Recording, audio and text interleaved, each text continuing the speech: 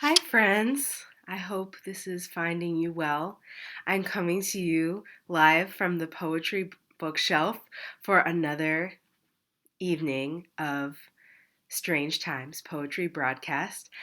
For those of you who haven't been here before, I'll be reading three uplifting poems, one by a famous poet who I probably don't know, one by a friend, and one by myself. So tonight I'm going to be reading a poem by Deborah Landau. And while unfortunately this poem does not appear in her books, I just wanted to show you some of her great books because I'm a huge fan of Uses of the Body, The Last Usable Hour. I really enjoy Deborah Landau's work. So if you like this poem, you can find it on the Poetry Foundation, and you can also check out her books. Um, she is mostly Copper Canyon Press, so you can order it straight from the publisher. You don't need to use Amazon. Um, the next poet that I'm going to be reading is Danielle Jones, who wasn't a classmate, but an alumni also of UMass, who I've known through the mass poetry scene in Boston. I'm very exciting. I've always admired her work, and I'm very excited to be reading it. All right, so our theme tonight is alternate beginnings and alternate endings and alternate beginnings. And the first poem that I'm going to read by Deborah Landau would be an example of alternate beginnings. And it's called You've Got to Start Somewhere. And this poem creates, at the end, by the end, creates a sort of invented what if world. And I love when you get to the poem, it creates this space. Like you can feel it when you're reading it, the sort of the space of the what if world. So I'm going to try and give it a few seconds for you to experience that space too, and then I'll talk a little bit more about it. All right. Here goes. You've got to start somewhere. I had the idea of sitting still while others rush by. I had the thought of a shop that still sells records, a letter in the mailbox, the way that book felt in my hands. I was always elsewhere. How is it to have a body today, to walk in this city, to run? I wanted to eat an apple so precisely the tree would make another exactly like it, then lie down uninterrupted in the gadgetless grass. I kept texting the precipice, which kept not answering, my phone auto-making everything incorrect. I had the idea. Put down the phone. Earth, leaves, storm, water, vine, the gorgeous art of breathing. I had the idea, the hope, of friending you without electricity, of what could be made among the lampposts with only our voices and hands.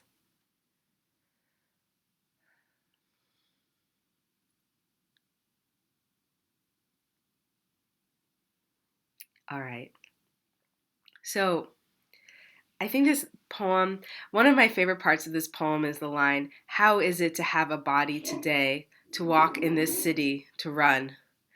Um, the poem kind of balances these questions of being elsewhere versus being present, and all the ideas of the alternate beginnings, the sitting still while others rush by, and then also like the phone. A lot of these things are being elsewhere in the alternate beginnings, but then she also suggests an alternate beginning of being present.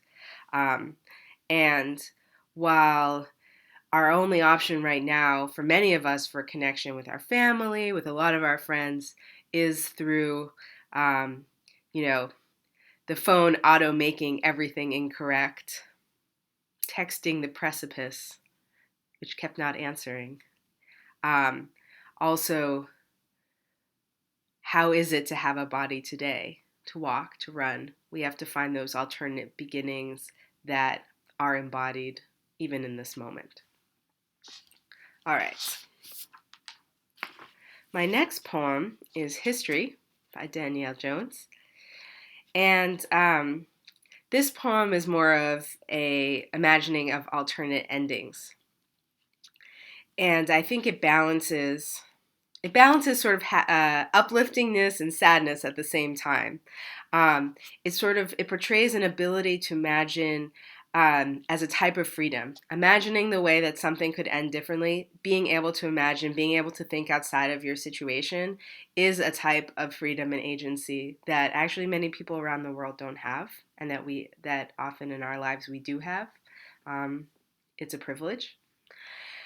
But then there's also the sadness of the poem, which is that the past is ephemeral, and it's sort of the impossibility. The ending that happened was the ending that happened, and the impossibility for those alternate endings does carry some sadness in it.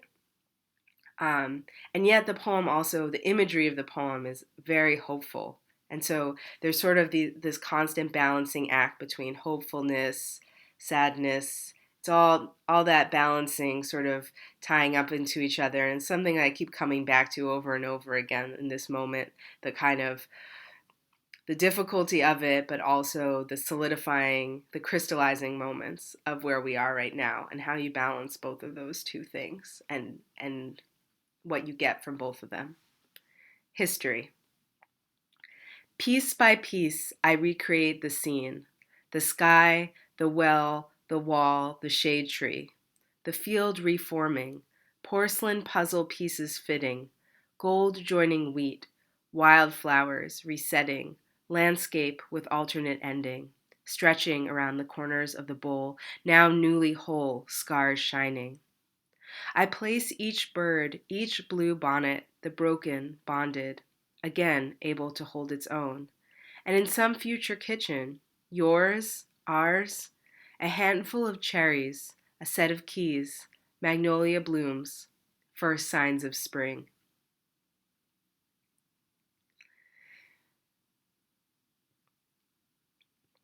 I love how this poem kind of references that, gluing the pieces back together and then reusing the bowl for a set of keys for a relationship that's coming together. Some alternate endings there, maybe some hope for the future. All right. My last poem is my own. It's called Prospect Park, and it's based on a friend telling me that she saw some men meditating. It's a practice of meditation where you walk backwards and you just look at the world walking backwards. And this poem is, I would say, both alternate endings and alternate beginnings. In walking backwards, the space of the city is receding and the past is actually opening in front of you. So that's sort of an alternate ending. Instead of the past closing, it's opening and creating space and breath. And it's an alternate beginning because you're walking into the future neck first. There's a lot of vulnerability there to walk into the future by the neck, the most, one of the very fragile parts of the body. And there's a lot of strength and trust in that as well. Prospect Park. Walking backwards isn't hard, Tirza says. Her roommate saw the Chinese men in Prospect Park sliding through the wet grass without a hitch, so they joined in, arching their shoulders, necks partially twisted as the wet grass unhinged. The eye, a gelatinous fishbowl, gulped up the grass, the men, the soiled brick buildings across Brooklyn. The whole city stretched to periphery, their spines splitting what was to come. We only tripped a few times. All right, thank you so much for joining me. I hope you'll join me again tomorrow at 8 for more poems that are uplifting. If you are a poet yourself, please feel free to send me a direct message if you want to share an uplifting poem. I'd love to read your work. I'd love to feature you here. And as always, stay safe, stay sane, and good night. Bye.